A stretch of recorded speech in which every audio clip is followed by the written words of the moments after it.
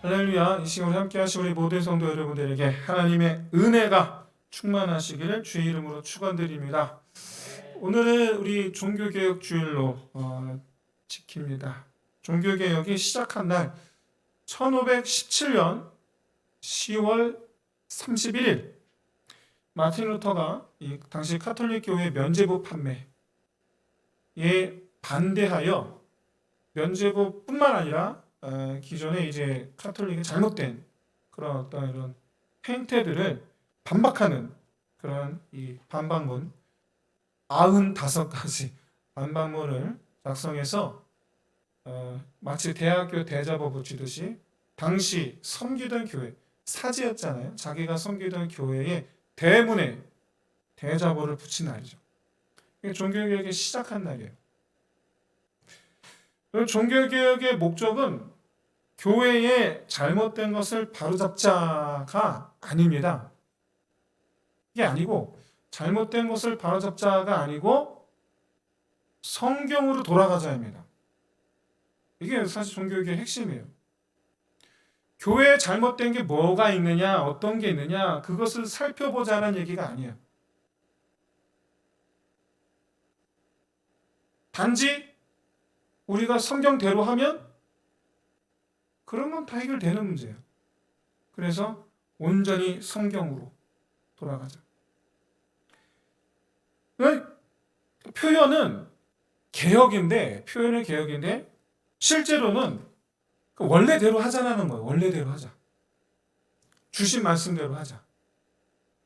그러니까 중요해지는 게 성경을 어떻게 해석해야 되느냐가 중요해지는 거예요. 어떻게 해석해야 되느냐. 당시 카톨릭도 여러분 성경을 근거로 그런 부정부패를 저질렀던 겁니다. 성경의 근거였어요. 그렇기 때문에 종교개혁의 구호로 삼은 오직 성경, 라틴어로 솔라 스크립처죠. 이 오직 성경이라는 표현에 담긴 의미가 바로 성경을 해석할 때 어떤 한 구절을 부각시키는 그런 해석이 아니라 성경 전체를 관통하고 이것을 통괄적이고 통속적으로 해석을 해서 언제나 어디서나 누구에게나 통하는 그런 해석이 되어야 된다는 거예요. 시대를 막론하고 나라와 민족을 막론하고 때와 장소를 막론하고 변함없이 모두가 동일하게 따르는 말씀. 그런 해석이 되어야 된다는 거예요. 그래서 여러분 성경에서 그런 이 성경의 해석을 가장 완벽하게 통속적이고 그리고 통괄적으로 해석해서 내놓은 사람이 누굽니까? 여러분 다 아시는 사람인데 따라해 보십시오. 안 따라해 왜? 예수님. 가장 포괄적, 통괄적, 통속적으로 해석한 거예요. 성경 전체를. 하나님을 사랑하고 이웃을 사랑하라. 이것이 하나님의 뜻입니다.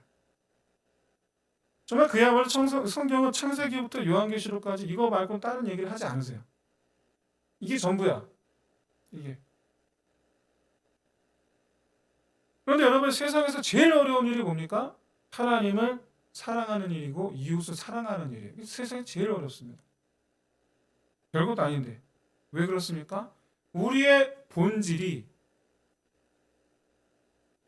정말로 욕심이 많고 다 내 것인 줄로 알고 정말로 이기적이기 때문에 나만 하기 때문에 그게 우리 본질이라서 정말 어렵습니다.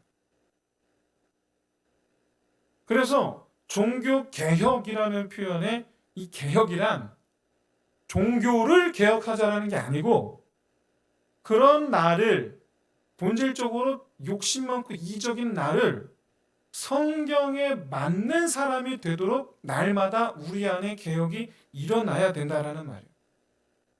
그래서 개혁주의예요. 우리 교회는 개혁주의. 날마다 새롭게 되는 것. 이게 개혁주의 교회의 목표예요. 설교의 메시지가 다 여기에 초점이 맞춰져 있어요. 우리는 이렇다. 그러므로 이렇게 나아가야 한다. 이게 여러분 사실 모든 성경 해석의 기본 틀이에요. 그리고 우리 자신의 이 부패함과 부정함을 날마다 십자가로 씻음받기를 구하는 것, 이것이 여러분 사실상 신앙생활의 전부인 줄로 믿습니다. 그런 의미에서 여러분 오늘 이 본문을 통해서 우리 안에 새롭게 되어져야 할, 그러니까 이전 것은 버리고 새롭게 나아가야 할 것이 무엇인가에 대해서 함께 우리 살펴보면서 저와 여러분 우리 삶이 변화되는 그런 은혜가 함께 하시기를 주의 이름으로 축원드립니다. 하나님께서 에돔과 다투지 말라 하셨죠? 그래서 돌아가게 됩니다. 지난번에 우리가 지난 지도를 살펴보았듯이 정말 그야말로 U자형 턴이죠. U자형 턴. 아니 V자죠. V자. 이렇게 아주 날카로운 V자. 이렇게가 아니고 이렇게 아주 날카로운 V자를 그리면서 유턴을 합니다. 그렇게 해서 과거 에돔을 지나 과거 모압 땅이었던 곳을 지금 바라보고 있어요. 그런데 여러분, 원래는 모압 땅이었는데 지금 아모리 족속이 차지하고 있거든요. 원래 이런 고대 국가는 원래 서로 뺏고 빼앗기고 계속 왔다 갔다 하니까 지금처럼 지도가 딱 정확하게 특정되지를 않아요. 어제는 얘네 땅이었으면 오늘은 우리 땅이고 내일은 쟤네 땅이 되는 시대니까, 이 시대는. 그래서 지도가 그렇게 특별하게 특정되지 않습니다. 경계가. 좌우지간 지금 현재는 아모리 족속에 차지하고 있다. 그러니까 모압을 쫓아낸 거죠. 그러니까 지금 이 아모리 족속에 대해서 이스라엘이 무작정 싸우자고 덤벼들고 있느냐? 그렇지 않죠. 먼저 사신을 보냅니다. 우리 그냥 지나가게 해달라. 왜 그랬을까? 그 이유는 먼저 이 파친을 청했던 이유는, 보내달라고 청했던 이유는 여기가 하나님께서 약속하신 땅, 가나안 땅이 아니기 때문에 그래요. 그럼 지도를 보시면 하얀 선으로 길게 세로로 되는 저게 바로 우리가 아는 요단강 줄기입니다. 세로로 길게 나 있죠. 맨 끝에 딱 꺾여서 있는데 저기가 헐문산이에요. 헐문산에 눈이 녹아 내리는 물이 요단강이에요.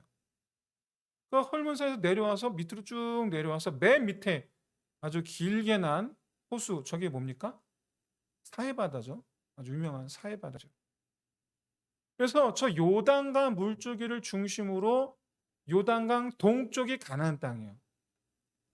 이쪽 요단강 서쪽인데 서쪽은 가나안 땅이라고 성경이 말씀하고 있는 곳이 아니에요. 그러니까 사실상 하나님께서 이스라엘에게 주신 땅은 요단강 동쪽 땅이에요. 그런데 이스라엘의 이동 경로가 어떻게 됩니까?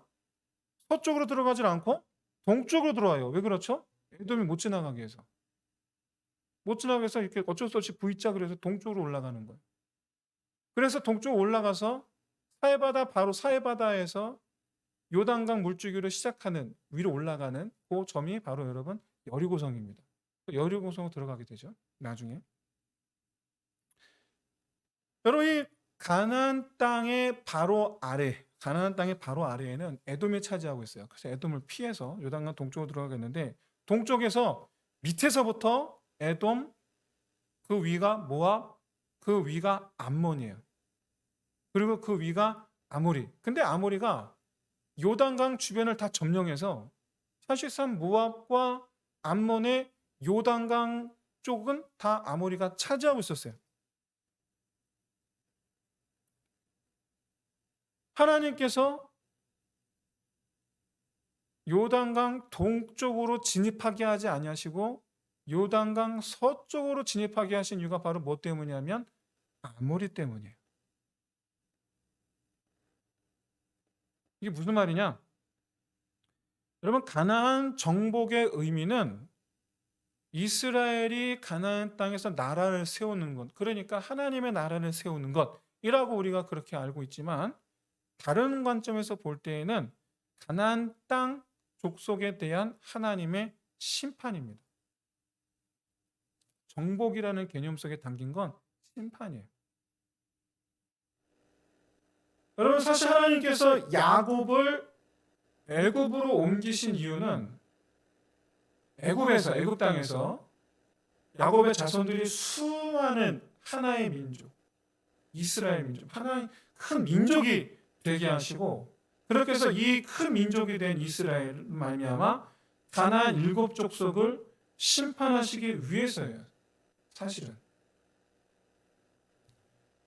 이에 대해서 하나님은 아브라함에게 내가 네 자손은 하늘의 별과 같이 바닷가의 모래같이 많게 하겠다 하시면서, 그런데 너희가 이방에서 객이 되리라, 애굽에서 객이 되리라. 왜냐하면 가나안 땅의 아모리 족속의 죄악이 아직 가득 차지 않았기 때문에. 미리 말씀하시죠. 그러니까 가나안 땅의 아모리 족속의 죄악이 가득 차면 그때 아브라함의 자손들이, 이스라엘이죠, 그때 가나안 땅에 들어가게 될 거라는 거예요. 그때. 그런데 여러분, 이스라엘이 가나안 땅에 들어가서 하나님의 심판을 행하는 대상은 아모리뿐만 아니라 포함하여 모두 7족속이죠. 아시다시피 헷, 기르가스, 아모리, 가나안, 브리스, 히위, 여부스, 이들이 과거 모세가 12명의 정탐꾼을 보냈을 때 안악자손 같더라 했던 바로 그 민족들이에요. 그래서 너보다 많고 힘이 센 이라고 말씀하시는 거예요. 너보다 힘이 세. 그런데 네가 가서 그들을 심판하게 될 거야. 그래서 이 가나안 7족속을 소개하면서 네가 그들을 진멸해야 해. 너보다 힘이 센데 네가 가서 진멸해야 해. 라고 말씀하시는 거예요. 어차피 요단강 서쪽은 어차피 들어갈 거예요. 그 땅을 차지해야 되니까. 그런데 서쪽에는 가나안 7족속 일단 놔두고 어차피 들어갈 거니까. 그런데 요단강 동쪽에 아모리가 7족속 중에 제일 강했어요. 7족의 아모리 족속이 요단강 이 서쪽으로 이제 확장하는 거예요. 그러니까 서쪽으로 확장한 아모리까지 하나님은 심판하시는 거죠. 그래서 애초에 처음부터 요단강 동쪽으로 가면 되는데, 이상한데? 요단강 서쪽으로 가면 되는데 동쪽으로 가시는 거죠. 동쪽 서쪽 헷갈리지 마시고, 여러분 무슨 말인지 아시죠? 제가 지금 약간 습관 헷갈렸는데 돌아와서. 근데 여러분, 신명기 2장에 의하면 이 요단강 동쪽의 아모리 족속이 바로 아낙 자손과 같은 르바임이라고 불리는 사람들이에요. 이들이 그때 그 사람들. 그런데 지금 이스라엘 마주한 시혼의 아모리, 원래 여기 모압 땅이란 말이에요. 그러니까 이 거인 족속이 과거에 모압을 쫓아내고 땅을 빼앗아서 차지하고 있는 거죠. 그리고 그 아모리 족속을 지금 이스라엘이 마주하고 있는 겁니다.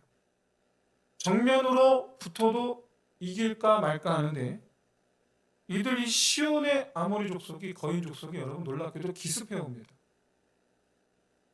이스라엘이 아하스에 진치고 있었어요. 아하스에 진치고 사신을 보냈단 말이에요.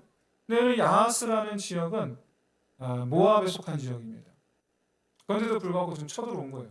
쳐들어와서 얼마나 이 시온의 아모리 족속이 얼마나 모압을 우습게 여겼으면, 아하스는 모압의 땅인데 쳐들어오는 거예요.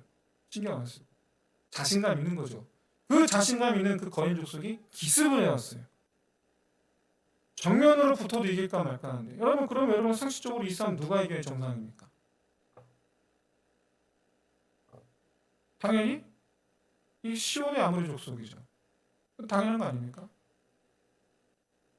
그런데 이스라엘을 기습하는 족속이 아모리다라는 그 사실 자체만으로 사실 여러분 이 싸움의 승패는 이미 결정이 난 거예요. 사실은. 누굴 결정이 되어 있습니까? 이스라엘이죠.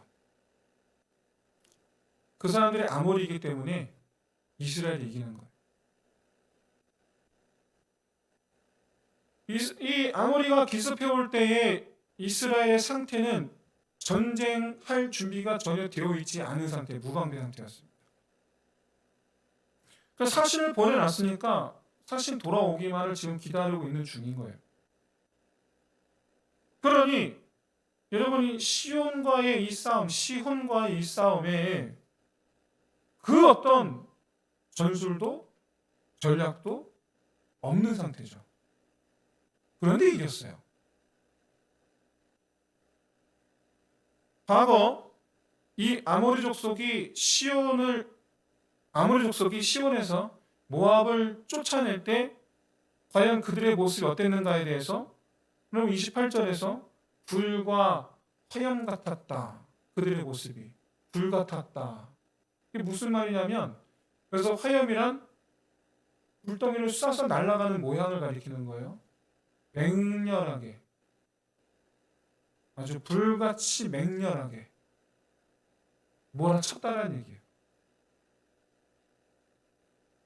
그런데 그 거인족이 그렇게 속절없이 그렇게 밀려나서 쫓겨난 모압처럼 똑같이 맹렬하게 지금 이스라엘을 향하여서 온 힘을 다해 지금 달려들었는데 덤프 트럭이 달려드는 건 똑같은데 너무나 어이없게도 이 시온의 아모리 족속이 마치 끈떨어진 마리오네트 인형처럼 그냥 맥없이 쓰러지는 거죠.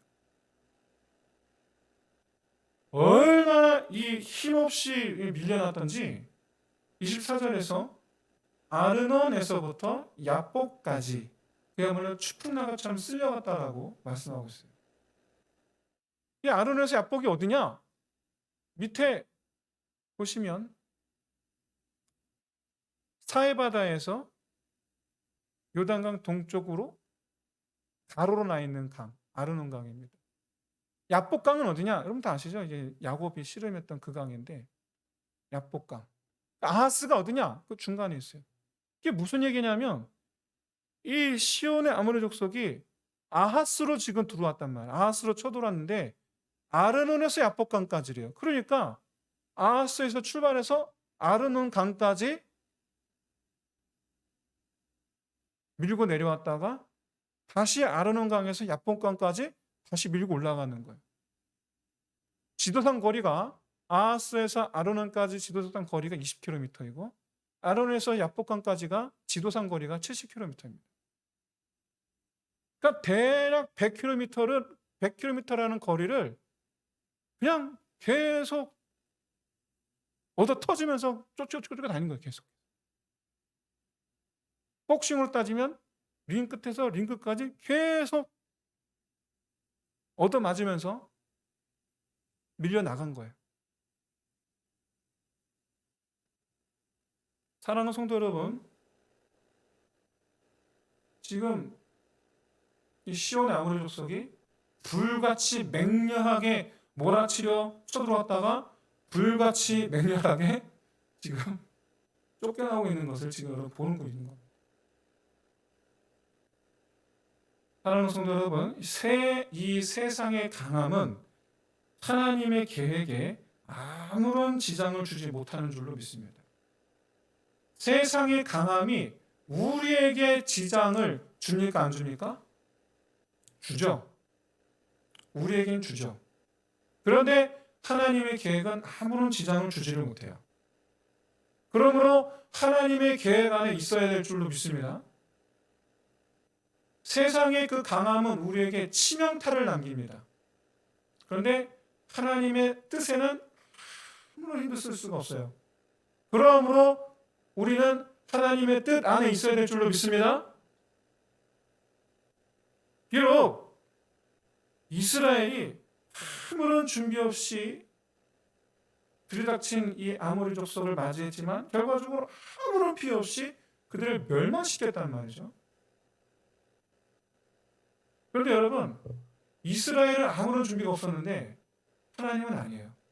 장장 400년을 준비한 일이에요. 하나님은 400년을 준비하셨어요. 엄밀히 말하면 아브라함까지 따지면 아브라함이 100세에 이삭을 낳았고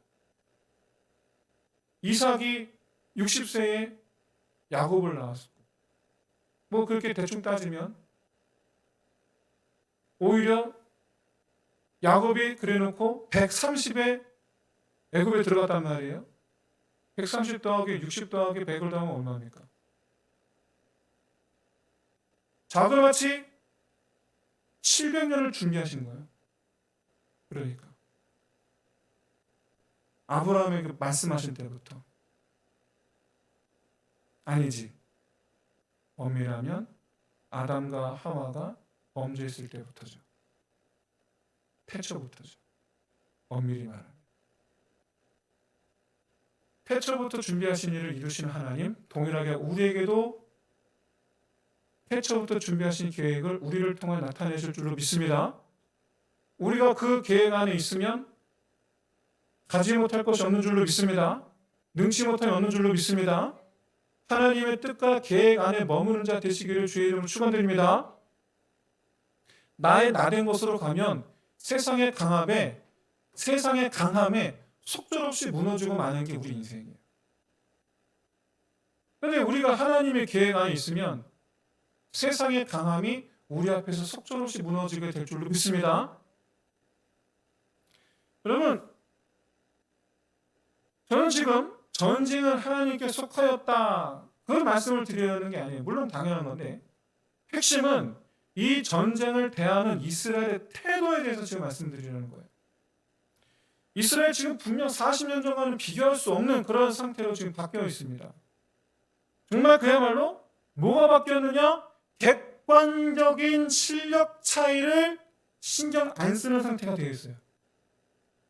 40년 전에는 객관적인 실력 차이 앞에 주눅이 들어서 아무것도 못했는데 지금은 전혀 그런 걸 신경 안 써요.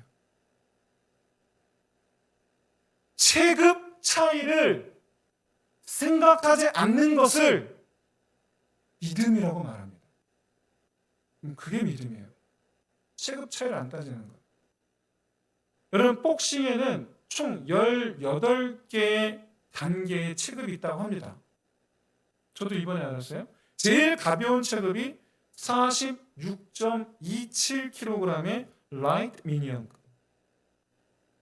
그리고 제일 무거운 게 무제한 헤비급. 오늘 헤비급이더라고요.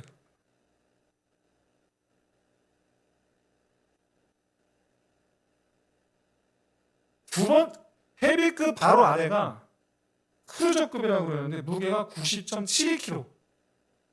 여기 보니까 헤비급 몇 분 계시는데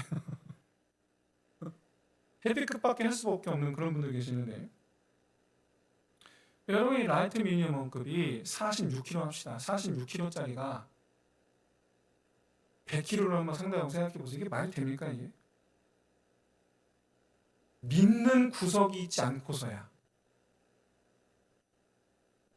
제정신이 아닌 거죠. 믿는 구석이 있어야지 체급을 상관하지 않을 수가 있어요. 그러니까 지금 이스라엘은 최소한 객관적인 실력 차이를 생각하지 않는 그런 믿음을 갖추었다. 그렇게 말할 수 있는 거죠. 우리가 종교개혁주의를 맞이해서 우리 자신의 개혁이 이루어져야 될 것이 있다라고 한다면 물론 여러 가지가 있겠지만 최소한 여러분 오늘 본문을 통해서는 우리에게 주시는 것이 이것입니다. 세상적 관점을 버릴 수 있어야 된다는 거예요. 세상이 기준이 되면 세상적 가치관을 가지고 세상적 기준을 가지고 바라본다면 여러분 체급이 기준이 돼요. 실력이 기준이 돼요. 여러분 체급이라는 게 뭐예요? 사회적 지위, 사회적 지위 높고 낮음, 재정적 상황, 부자와 가난한 자, 뭐 이런 거 아니겠어요? 그런 차이가 중요하다고 생각하는 세상적 가치관을 벗어야 된다는 거예요. 저는 지금 그런 이들과 우리가 싸워서 이겨야 됩니다 라고 지금 말씀드리는 것이 아니고 체급을 신경 쓰지 않는 믿음에 대해서 지금 말씀을 드리고 있습니다. 우리의 기준은 하나님의 계획이 우리 기준이어야 되고 하나님의 인도하심, 그것이 세상을 바라보는 우리의 기준이 되어야 될 줄로 믿습니다.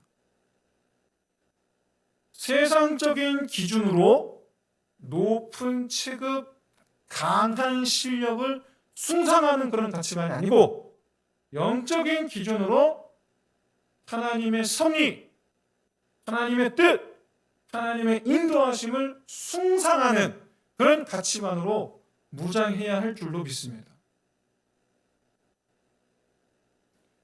이스라엘의 가나안 정복 전쟁의 그 과정은 엄밀히 말하면 하나님의 인도하심과 하나님의 그 계획을 이스라엘이 신뢰하는 것뿐이었다 라고 정리할 수 있어요. 여러분, 이스라엘이 가나안 정복전 정복할 때 뭐 별다른 계획이 있었습니까? 아무 계획이 없어요. 정말 그야말로 무책임한 전쟁, 무대책, 아무 생각이 없는. 얼마나 이 무책임하냐면 제비를 뽑아서 각자 맡은 땅으로 흩어져서 뭐 합니까? 돌격만 합니다. 돌격만. 상대방이 몇 명인지, 지금 우리 편은 몇 명인지, 상대방은 지금 어떤 무기를 갖고 있는지, 저들이 지금 진치고 있는 성벽은 어떤지, 그런 거 전혀 생각이 없어요. 왜 그렇죠?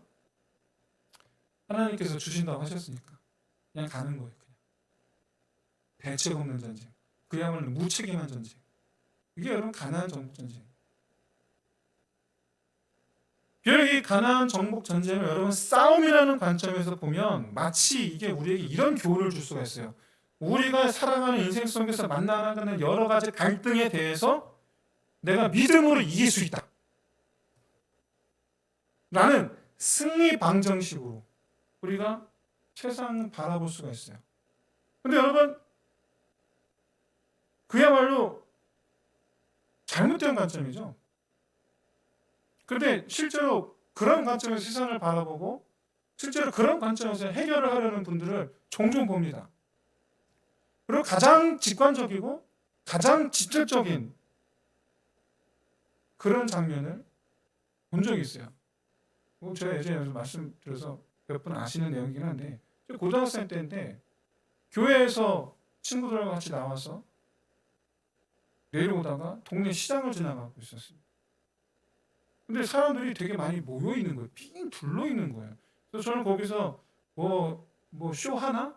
뭐 구경거리가 있나? 이렇게 가서 봤더니 아주머니 두 분이 싸우고 있는 거예요. 여자들 싸우면 신기해. 왜 머리끄댕이를 잡고 있는지. 이렇게 머리끄댕이를 서로 잡고 씨름 자세로 있는 거예요. 근데 한참을 싸우셨던가? 제가 가서 봤을 때에는 한참 동안 두 분이 똑같이 서로 상대방을 붙잡은 상태에서 휴 하고 쉬고 계셨어요. 잠시 소강 상태에 있었어요. 근데 갑자기 한 분이 쉬다가 갑자기 한 분이 힘을 내시는 거예요. 주야, 힘을 주시옵소서. 휙! 이겼잖아요. 와, 할렐루야. 와, 깜짝 놀랐어요, 진짜로. 근데 놀랍게도 여러분, 거기서 그 말 듣자마자 곧바로 반 정도가 얼굴 돌리고 흩어지더라고. 그 자리에서.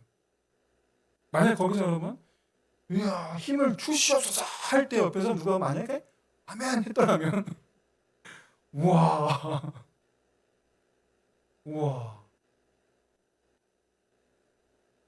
우리는 알아요. 그런 게 아니라는 걸. 가나안 정복 전쟁, 소위 말하는 승리, 하나님 말씀하신 승리, 여러분 그게 그런 게 아니라는 거 우리는 잘 알아요. 여러분, 가나안 정복 전쟁의 본질이 뭐냐면 1차적으로 가나안 땅에 대한 심판이에요. 왜 하나님께서 심판하셨냐, 그 땅을 왜 심판하셨냐면 여러분 놀랍게도 그들이 섬기는 우상에 문제가 있었어요. 어떤 문제가 있느냐?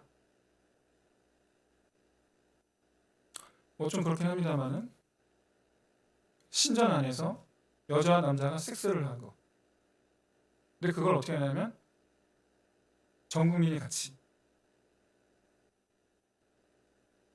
어떤 우상은 어떻습니까? 자기 아들의 목을 잘라서 그 피를 신전에 쏟는 행위, 삶아서 먹는 행위. 이걸 여러분 하나님 두고 보셔야 되겠습니까? 그래서 하나님이 그 사람들 거 남겨두지 말라고 그랬어요. 너희 틈 사이에 하나도 남기지 말라. 왜? 옮을까봐. 옮았죠, 근데. 사랑하는 성도 여러분, 하나님의 심판은 공평하신 줄로 믿습니다. 1차적으로 가나안 7족속에 대한 하나님의 심판이고, 그리고 그 땅에 하나님의 나라를 세우시는 거예요. 이것은 장차 이 세상에 대한 하나님의 심판과 그 이후에 임할 하나님의 나라를 상징해요. 그러면 심판이 있고 그 다음에 하나님 나라가 옵니다. 이런 이 하나님의 계획의 본질은 갈등의 해결은 믿음으로가 아니고 세상적 가치관을 버리고 하나님의 계획과 뜻, 하나님의 인도하심, 하나님의 섭리를 믿는 믿음으로 이 세상에서 살아가는 성도가 되어서 장차 이루실 하나님 나라의 백성이 되는 것. 이게 여러분 가나안 정복 전쟁의 본질이에요. 이게 터럭이라도 내게 허락하지 말라는 거예요. 그 죄악을. 그러하기에 오늘날 우리 자신이 가장 개혁해야 되는 것이 바로 강함, 체급, 실력, 이런 이 세상적 가치관을 버리고 하나님의 섭리, 하나님의 계획, 하나님의 뜻, 하나님의 인도하심 등등 하나님 중심의 가치관으로 무장하는 것, 이것이 날마다 우리 삶 가운데 나타나야 될 줄로 믿습니다. 그러나 여러분, 한편으로 여러분 말이죠, 믿음으로 사는 사람은 또한 믿음으로 싸우는 법도 할 수 있어야 됩니다. 할 줄 알아야 됩니다. 하나님은 이스라엘에게 에돔과 암몬은 지나가게 하셨어요. 에돔이 누굽니까? 에서죠. 암몬은 누굽니까? 아브라함의 조카 롯의 후손이죠. 그러니까 이스라엘이 형제 국가란 말이에요. 그러니까 형제 국가들과는 싸우지 말고 네가 피해라. 돌아가게 하셨어요. 그런데 아모리 족속은 직진하게 하셨어요. 뚫고 지나가셨어요. 뚫고 지나가는 것뿐만 아니라 아예 다 밀어버리게 하셨어요. 아예 싹 다 밀어버리게. 돌아가야 하는 대상이 있고 직진하여 부딪혀서 치워버려야 되는 대상이 있습니다. 혈과 육은 피와 살, 사람이에요. 모든 사람에 대하여는 돌아감이 마땅한 줄로 믿습니다. 사람에 대하여는 돌아가고 사람의 싸움은 돌아가고, 여러분, 사단 마귀에 대해서는 직진하여 깨끗하게 치워버려야 될 줄로 믿습니다. 날마다 선한 싸움을 하는 것이 우리 또한 성도의 삶인 줄로 믿습니다. 바라기는 날마다 여러분 하나님 중심의 가치관으로 개혁하는, 왜냐하면 우리는 세상적 가치관으로 똘똘 뭉쳐 있었기 때문에, 그렇기 때문에 그거를 우리 안에서 벗겨낸다라는 게 보통 있는 게 아닙니다. 옷 갈아입듯이 그냥 훌쩍 갈아입으면 참 좋겠는데 그렇지 않거든요. 지속적으로 우리 안에 붙어있는, 늘어붙어있는 것들을 마치 떼내듯이 지속적으로 날마다 힘써야 됩니다. 이와 같이 정말 우리 안에 정말 그야말로 이 새겨지다시피 한 이 세상적 가치관을 벗어버리고 하나님 중시관의 가치관으로 개혁하는 일에 정진하는 저와 여러분 되시기를 진심으로 소원합니다. 또한 이 세상에 속하지 않은 성도의 삶을 회방하려는 사단 마귀에게 기어이 승리해내는 저와 여러분 되시기를 주의 이름으로 축원드립니다.